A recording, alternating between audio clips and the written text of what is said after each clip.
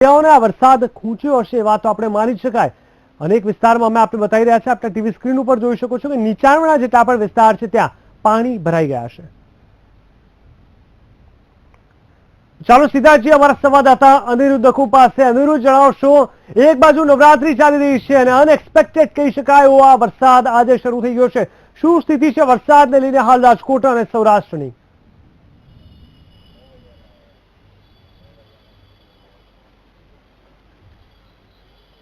જીગર, ખાસ તો વાત કરવામાં આવે ખેલૈયાઓની। ખેલૈયાઓ દર વખતે વરસાદ આવતો ત્યારે ખેલૈયાઓ રાજીના રેડ હોય છે, યુવાનો વરસાદના નાહવા માટે બહાર નીકળી જતા હોય। પણ આજે પહેલી વાર એવું બન્યું રાજકોટમાં જોવા મળ્યું, ખેલૈયાઓ મેઘરાજાને પ્રાર્થના કરી હતા। ખેલૈયાઓ કે મેઘરાજા તમે હવે ખમૈયા કરો, હવે વરસાદ ન આવવા દો, અમારે રાતે રમવા જવાનું છે, અમારી રમત બગડશે, આટલા દિવસની અમારી પ્રેક્ટિસ છે, આટલા દિવસની અમે જે મહેનત કરી છે એ પાણીમાં જશે।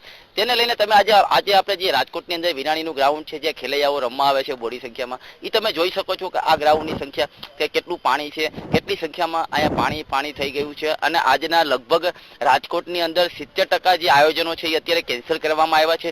ખેલૈયાઓને એક વોટ્સઅપ દ્વારા મેસેજ કરવામાં આવ્યો છે કે આજના જેટલી પણ આજે રાતે જે નવરાત્રી એટલે કે આજે ત્રીજું નોરતું છે એ એક વરસાદના કારણે તમામ ગ્રાઉન્ડની અંદર પાણી ભરાઈ ગયા છે। અને થોડીક જ સ્થળોની અંદર મેઘરાજાએ માત્ર અડધી કલાકની અંદર રાજકોટ ઉપર 1 ઇંચ જેટલો વરસાદ વરસાવી દેતા રાજકોટના તમામ ગ્રાઉન્ડોમાં પાણી થઈ જતા મોટા ભાગના કાર્યક્રમો આજે કેન્સલ રાખવામાં આવ્યા છે। અને લગભગ ત્રીજું નોરતું છે આજે રાજકોટની અંદર, અને લગભગ રાજકોટમાં આજે નવરાત્રી તમામ જગ્યાએ બંધ રહે તેવા એક માહિતીઓ મળી રહી છે। બિલકુલ અનિરુદ્ધ, ખાસ કરીને કેટલા પ્રમાણમાં પાણી ભરાયું છે? કારણ કે મોટે ભાગે ઘણીવાર ખૂબ વરસાદ પડી જતો હોય છે, કદાચ બીજે દિવસે ના પણ પડે, પરંતુ પાણી હજી સુકાયું નથી હોતું, તો એવું કંઈ લાગે છે કે હજુ 1-2 દિવસ સુધી અસર થશે આ વરસાદને લઈને?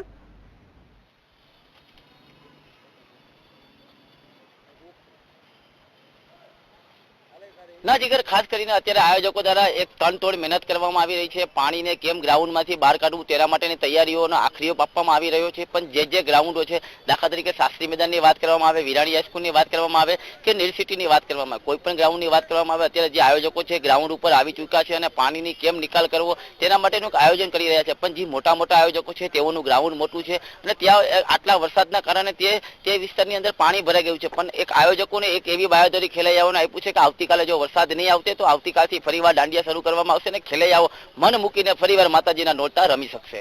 બિલકુલ અનિરુદ્ધ, સમગ્ર માહિતી આપવા બદલ ધન્યવાદ। તો કહી શકાય કે સૌરાષ્ટ્ર અને ખાસ કરીને રાજકોટમાં વરસાદ ખૂબ મોટા પ્રમાણમાં જોવા મળી રહ્યો છે, જેને લઈને આજે નવરાત્રીમાં ખેલૈયાઓનો ઉત્સાહ બગડી ગયો છે।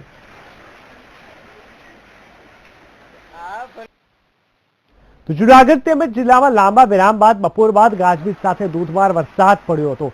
ભાદરવા મહિનાની અસહ્ય ગરમી વચ્ચે વીજળીના કડાકા સાથે વરસાદ વરસતા લોકોને ગરમીથી રાહત મળી હતી અને ગીર જંગલોમાં ઠંડકનો અહેસાસ જોવા મળ્યો છે અને જંગલમાં પાણી રહેવા લાગ્યા હતા। જોકે હવામાન વિભાગની આગાહી અનુસાર આગામી 5 દિવસ સુધી સમગ્ર રાજ્યમાં વરસાદી માહોલ રહેશે।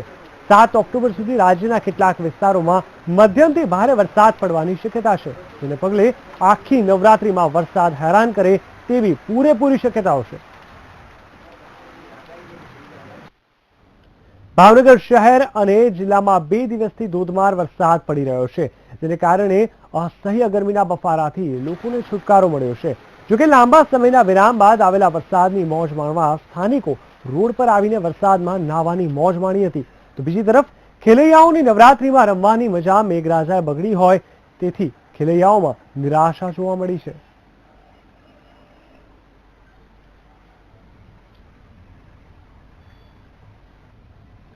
સમગ્ર ગુજરાતમાં વરસાદે ખેલૈયાઓની મજા બગાડી દીધી છે, ત્યારે અમરેલીમાં પણ ધોધમાર વરસાદ પડ્યો છે। અમરેલીના બાબરા સહિત વિસ્તારોમાં વ્યાપક વરસાદ પડ્યો છે, જેને લઈને ઠેર ઠેર પાણી ભરાઈ ગયા છે। તો આપ જોઈ શકો છો જે રીતે આ વરસાદના પાણી ભરાયા છે, બિલકુલ આગળના કેટલાક દિવસો સુધી આ વરસાદના પાણી સુકાય તેવી કોઈ પણ શક્યતા નથી। આજે ખૂબ જ મોટી માત્રામાં વરસાદ પડ્યો છે અને મોટે ભાગે કહી શકાય કે નાના એવા ગામો છે અને નીચાણવાળા વિસ્તારો છે ત્યાં ખૂબ જ મોટી માત્રામાં પાણી ભરાયા છે। માત્ર એટલું જ નહીં, ઘણી જગ્યાએ લાઇટો પણ ડૂલ થઈ ગઈ છે। તો આગામી લગભગ 5 દિવસ સુધી આ પ્રકારનું વાતાવરણ રહે તેવી પૂરેપૂરી શક્યતા હવામાન વિભાગે વ્યક્ત કરી છે। ખાસ કરીને જો 48 કલાકની વાત કરવામાં આવે તો આગામી 48 કલાકમાં ભારે વરસાદ થાય તેવી પૂરેપૂરી શક્યતા છે। આ જગ્યાએ વધુ વિગત આપશે અમારા સંવાદદાતા કેતન બગડા. કેતન, ખાસ કરીને સૌરાષ્ટ્રમાં મોટે ભાગે વરસાદ જોવા મળી રહ્યો છે, ત્યારે અમરેલીમાં વરસાદને લઈને કેવી સ્થિતિ છે હાલ? ચોક્કસથી જણાવ્યું છે કે આજે બપોર બાદ વાતાવરણમાં અચાનક પલટો આવ્યો હતો અને અમરેલી જિલ્લાના મોટાભાગના તાલુકાઓમાં અને ગ્રામ્ય વિસ્તારોમાં વરસાદ પડ્યો હતો. તો વાત વરસાદની કરીએ તો બાબરામાં 3 ઇંચ જેટલો વરસાદ પડ્યો હતો. તો અમરેલીના સાવરકુંડલા પાસે આવેલ ઝડકલા ગામે 5 ઇંચ જેટલો વરસાદ પડી ગયો છે. તો સાવરકુંડલાના ભમોદરા ગામે 2 થી 2.5 ઇંચ વરસાદ પડતા સ્થાનિક નદીમાં પૂર આવ્યું હતું. જી જીગર. અને ખાસ કરીને આગામી કેટલા દિવસો સુધી આ વરસાદ પડશે ત્યાં કોઈ માહિતી પ્રાપ્ત થઈ છે ને? જ્યાં પાણી ભરાયા છે ત્યાં શું સ્થિતિ છે?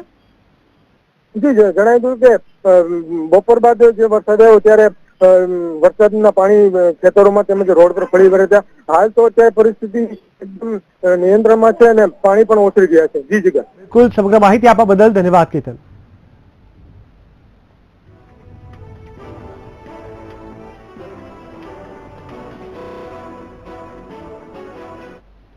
તો આગામી 2 દિવસમાં રાજ્યના મોટા ભાગના વિસ્તારોમાં વરસી શકે છે વરસાદ. હવામાન વિભાગે આગાહી કરી છે. હવામાન વિભાગના જણાવ્યા અનુસાર રાજ્યમાં 48 કલાકમાં વરસાદ વરસે તેવી સંભાવના છે, જેમાં સૌરાષ્ટ્ર, દક્ષિણ ગુજરાત, મધ્ય ગુજરાતમાં વરસાદ વરસે તેવી પૂરેપૂરી શક્યતા છે. વરસાદને કારણે ખેલૈયાઓની નવરાત્રી બગડી શકે છે અને વરસાદ વિલન પણ સાબિત થઈ શકે તેમ છે. અઠવાડિયા દરમિયાન રાજ્યમાં છૂટો છવાયો વરસાદ પડશે તેવી હવામાન વિભાગે આગાહી કરી છે. સાથે જ ગુરુવાર સુધી છૂટો છવાયો વરસાદ પડવાની પણ સંભાવના વ્યક્ત કરી છે. સાથે જ રાજકોટ, સુરત, વડોદરામાં પણ વરસાદી ઝાપટા પડે તેવી હવામાન વિભાગે આગાહી કરી છે.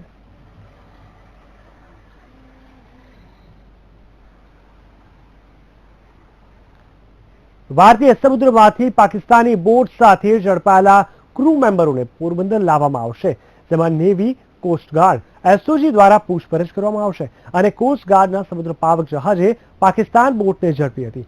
ઉલ્લેખનીય છે કે પીઓકેમાં ભારતીય સૈન્યના સર્જિકલ સ્ટ્રાઇક બાદ ભારતમાં આતંકી ઘૂસણખોરીની દહેશત ફેલાઈ છે.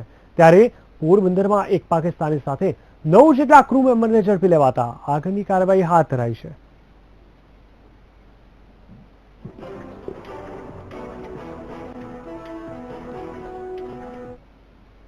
સર્જિકલ સ્ટ્રાઇક બાદ ગુજરાતની દરિયાઈ સુરક્ષામાં પણ વધારો કરવામાં આવ્યો છે.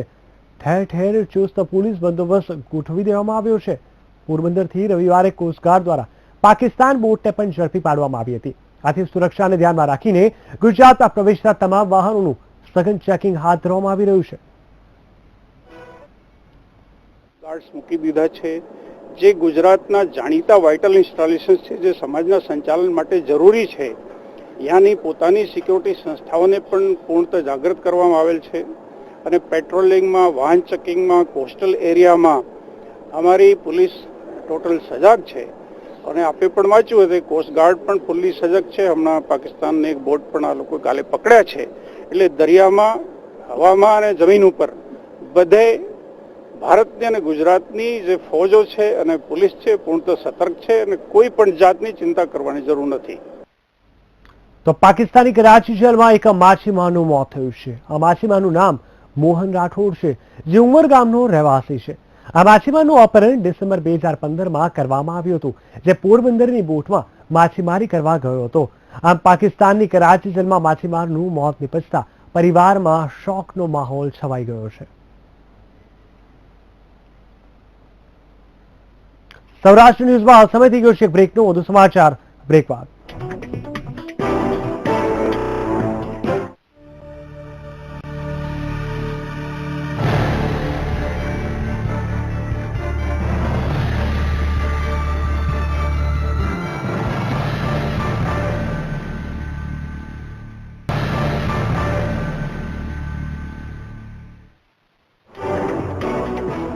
સ્વાગત છે સૌરાષ્ટ્ર ન્યૂઝમાં. વાત કરીશું રાજકોટની. રાજકોટમાં આરોગ્ય વિભાગ 3 હોટેલોમાં દરોડા પાડ્યા છે અને દંડ પણ ફટકારવામાં આવ્યો છે. ઉલ્લેખનીય છે કે આ 3 હોટેલોમાંથી મચ્છરના લાર્વા મળી આવ્યા છે. વિગતે વાત કરીએ તો બીઝ હોટેલને 5,000, સરોવર પોટિકાને 10,000નો દંડ અને કમ્ફર્ટ ઇન હોટેલને 5,000નો દંડ ફટકારાયો છે.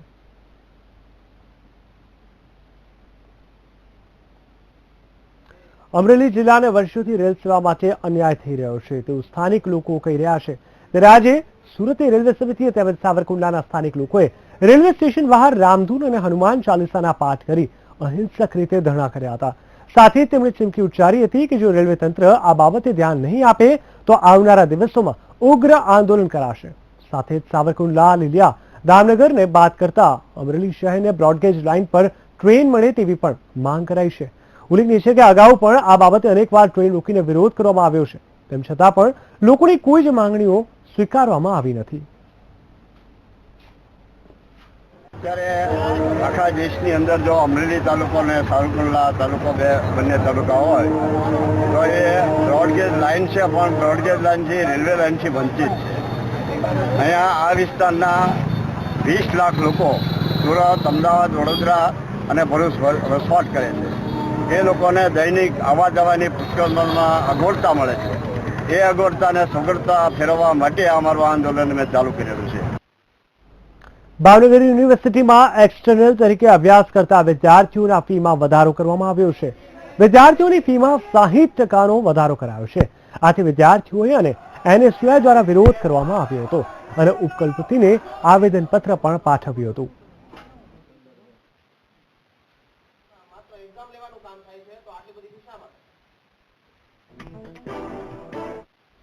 રાજ્યમાં દિન પ્રતિદિન સરકારી શાળાઓમાં શિક્ષણનું સ્તર કથળી રહ્યું છે.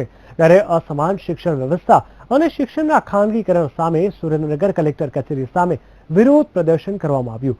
ગરીબ ઘરના વિદ્યાર્થીઓ આર્થિક રીતે સક્ષમ ન હોવાથી ખાનગી શાળામાં શિક્ષણ મેળવી શકતા નથી. એટલે ન છૂટકે સરકારી શાળાઓમાં જ અભ્યાસ કરવો પડે છે. જેથી વિદ્યાર્થીઓ નાપાસ થઈ રહ્યા છે. જેના પગલે દલિત સમાજના લોકો એક દિવસ માટે ઉપવાસ આંદોલન પર ઉતર્યા હતા અને આગામી દિવસોમાં આ અંગે યોગ્ય નિર્ણય લેવાની માંગ કરી હતી. ખાનગી શાળાઓ કે જ્યાં ફી આપી સ્વનિર્ભર શાળાઓ છે કે જ્યાં ગરીબના બાળકો અભ્યાસ કરી નથી શકતા. આ બે અસમાન શિક્ષણ વ્યવસ્થા સામે એક દિવસનો અન્ન ત્યાગનો કાર્યક્રમ કરી અને એના સામે ગુજરાત વ્યાપી આંદોલન કરવા માટે આજે અમે આનો પ્રારંભ કરી રહ્યા છીએ. રાજકોટમાં એસટી સ્ટેશનમાં બોમ્બ મૂકવાની ધમકી આપનાર શખ્સ પોલીસે ઝડપી લીધો છે. આરોપીએ અઠવાડિયા પહેલા એસટી ડેપોમાં 3 બોમ્બ મૂક્યા હોવાની ધમકી આપી હતી. આરોપીનું નામ મનીષ વડોદરા છે, જેની હાલ એ ડિવિઝન પોલીસે ધરપકડ કરી છે અને આગળની પૂછપરછ હાથ ધરી છે.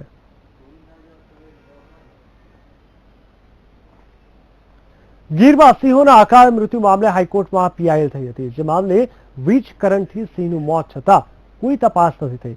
અરજદારે જણાવ્યું છે કે પ્રશાસનની અસંવેદનશીલતાના કારણે સિંહોના મોત થયા છે. જવાબદારો સામે પગલાં લે સરકાર અને વન વિભાગમાં સરકાર ભરતી કરે. સમગ્ર મામલાનો અહેવાલ રજૂ કરવા હાઈકોર્ટે સરકારને આદેશ આપ્યા છે.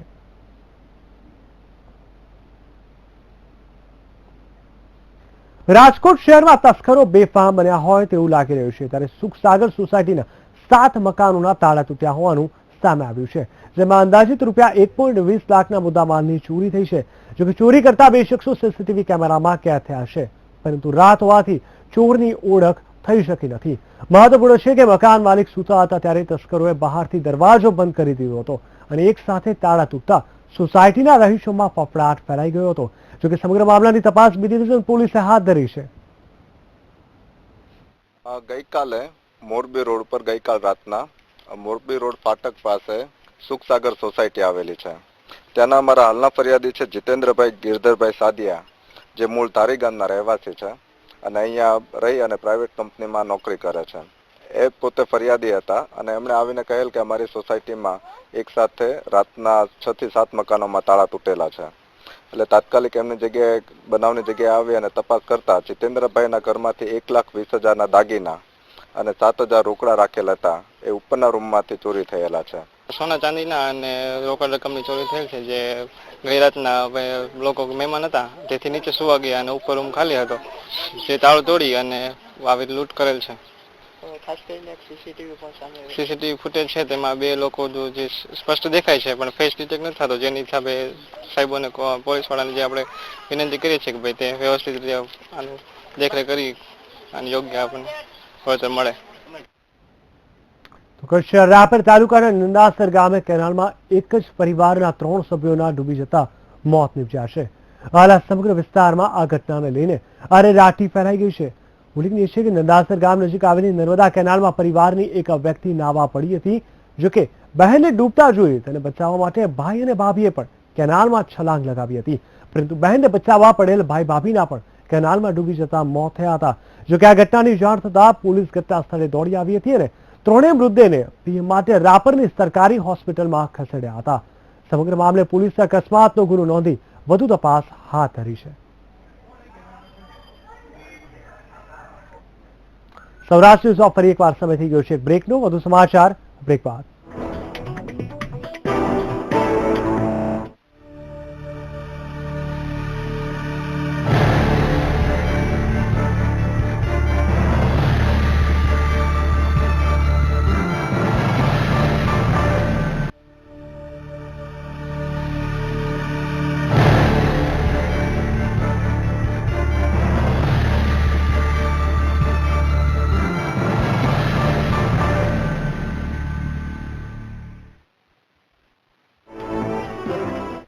બ્રેક બાદ સ્વાગત છે સૌરાષ્ટ્ર ન્યૂઝમાં. આગળના સમાચાર પર નજર કરીએ તો દિવસે ને દિવસે સિંહોને પ્રવાસીઓની સંખ્યા વધી રહી છે. આથી તેમની સુરક્ષા અને સુવિધામાં વધારો કરવામાં આવ્યો છે. તો ચાલો જોઈએ તેમને કઈ સુવિધા મળવાની છે અને તેમની સુવિધામાં કેટલો વધારો થયો છે. આ ટેકનોલોજીનો ઉપયોગ કરી જીપીએસ સિસ્ટમ ગાડીમાં બેસાડી અહીંયા ઓફિસમાં બેઠા બેઠા એ કેટલી ગતિમાં ચાલે છે, કયા લોકેશન ઉપર ફરે છે,